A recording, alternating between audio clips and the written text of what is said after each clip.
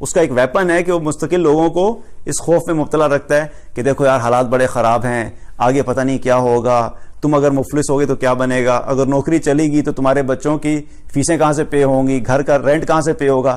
مستقل وہ اس ٹول کو استعمال کرتا ہے لوگوں کو خوف و ہراس میں مبتلا کرنے کے لیے.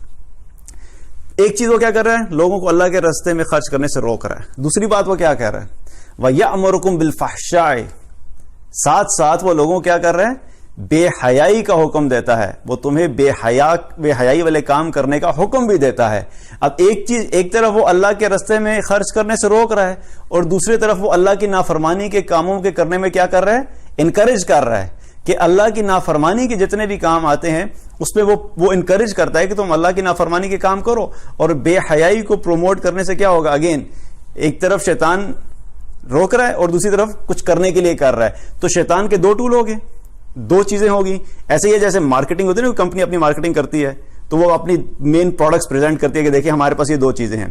شیطان بھی دو بڑی جو اس کی پروڈکٹس ہیں نا وہ کیا ہے، ایک تو اللہ کے راہ میں خرچ کرنے سے روکنا، اور دوسرا بے حیائی کو عام کرنا، فحاشی کو عام کرنا. تو اس سے کیا پتہ لگا کہ جو فحاشی ہوتی ہے اور جو بے حیائی ہے وہ شیطان کی طرف سے ہوتی ہے. آج ہم لوگ کہتے ہیں یار کیا فرق پڑتا ہے، اگر تھوڑے سے کپڑے کم بھی پہن لیے تو سو واٹ، اگر ناچ گانے کر لیا تو سو واٹ، اگر لڑکے لڑکیاں ڈانس پارٹی میں تھوڑا سا انجوائے کر رہے ہیں تو کیا فرق پڑتا ہے.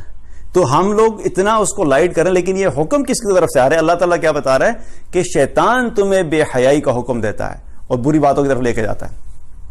اب دو چیزیں ہوگی شیطان کی طرف سے. اب اللہ سبحانہ و تعالیٰ شیطان کو جانتا ہے. تو اللہ تعالیٰ چونکہ ہمارا خالق ہے، ہمیں بنایا اور وہ چاہتا ہے کہ ہم کامیاب ہوں، تو دو چیزیں جب شیطان نے اپنی طرف سے پریزنٹ کی تو اس کے مقابلے میں اللہ نے بھی دو چیزیں اپنی طرف سے پریزنٹ کر دیں کہ دیکھو یہ شیطان کی آفر ہے، اس کے مقابلے میں اللہ کی طرف سے دو چیزوں کی آفر آ گئی. وہ کیا ہے، واللہ یعدکم المغفرہ واللہ یعدکم مغفرۃ منہ، اللہ تعالیٰ اپنی طرف سے تم سے مغفرت کا وعدہ کرتا ہے، اور دوسری کیا ہے، وفضلاً، اور اپنے فضل کا بھی وعدہ کرتا ہے. اب دو شیطان نے کی، فقر اور فحاشی، بے حیائی، اور دو اللہ کی طرف سے آ گئی، مغفرت اور فضل.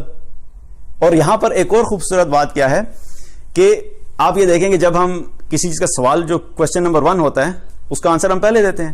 پہلی چیز کیا تھی، فقر. تو فقر کے جواب میں اللہ تعالیٰ کو پہلے اگر ہم اپنے ذہن سے سوچے تو جواب میں کیا آنا چاہیے تھا، فضل. اور دوسری چیز کیا تھی، فحاشی، اور اس کے مقابلے میں بعد میں مغفرت آنی چاہیے تھی. لیکن اللہ تعالیٰ نے رپلائی میں چیزوں کو الٹا کر دیا. کیا مطلب کہ جب جو ہی کہا کہ وہ فحشاء کا حکم دیتا ہے تو اللہ نے فوراً ہی کہا کہ اللہ تمہیں مغفرت کا وعدہ کرتا ہے. فوراً اللہ نے پہلے مغفرت کو لے آیا اور فضل کو بعد میں رکھا کہ تمہاری ضرورت کیا ہے، کہ پہلی ضرورت تمہاری یہ ہے کہ جب تم فحشاء میں چلے جاؤ، جب تم گناہ میں پڑ جاؤ، جب تم بے حیائی کے راستے پہ چلے جاؤ، تو یہ یاد رکھنا کہ اللہ کی مغفرت بہت بڑی ہے، اس سے گھبرانا نہیں. فوراً اللہ تعالیٰ نے کہ دیکھو اللہ بھی تم سے مغفرت کا وعدہ کرتا ہے، اللہ کا وعدہ مغفرت کا ہے.